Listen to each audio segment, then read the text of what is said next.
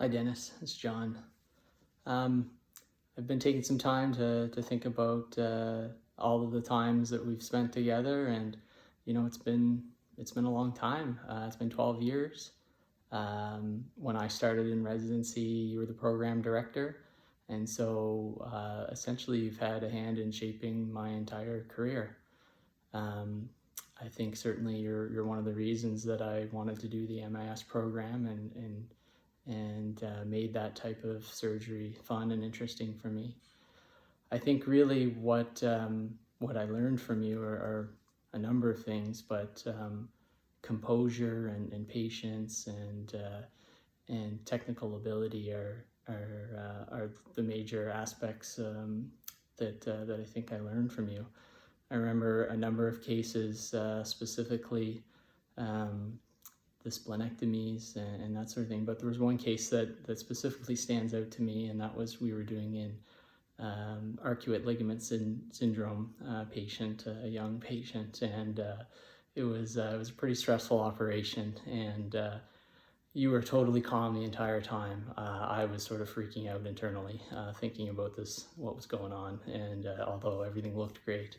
And at the end, after we were completely successful, you happened to say, well, that was a sphincter clenching experience, and it was quite funny to me. But you wouldn't have known it from the room. It was you were the picture of composure. So some of my favorite times, honestly, spent with you in entire residency and fellowship were the Windsor days, when we'd get to go down to Windsor, and you'd pick me up and we'd drive down. I would get the full Dr Klassen experience.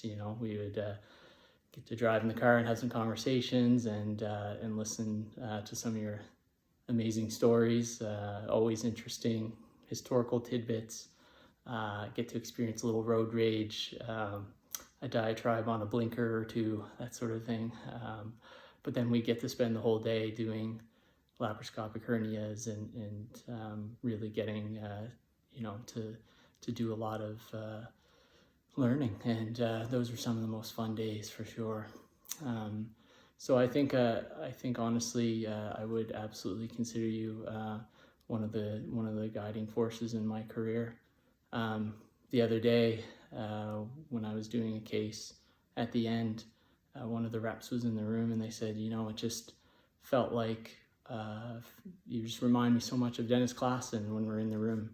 And I think honestly that was the nicest thing anybody has ever said to me in terms of my my surgical career. So I want to thank you for everything that you've given me. I wish I had some way to give that back to you. But honestly, we're thinking of you. We love you. And if there's anything that I can do, please let me know. I hope that you get home to Winnipeg soon. And if there's any chance I could see you before then, that would be amazing. But if not, then we'll talk again another time. Take care, Dennis.